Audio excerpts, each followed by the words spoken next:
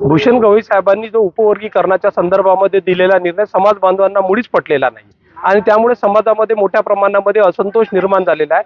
त्या असंतोषातून राज्यभर अनुसूचित जातीच्या उपवर्गीकरणाच्या संदर्भामध्ये मोर्चे निघालेले आहेत। नुकताच यवतमाळ शहरामध्ये सुद्धा मोठा मोर्चा उपवर्गीकरणाच्या विरोधात निघालेला आहे आणि त्यात भूषण गवई हे बागेश्वर महाराजांचं दर्शन घेतानाचा फोटो समाज माध्यमावर व्हायरल झालेला आहे। त्यातून संतापामध्ये अधिक भर पडलेली आणि त्यातूनच हा विरोध दर्शवण्याचा आंबेडकरी कार्यकर्त्यांचं ठरलेला होता।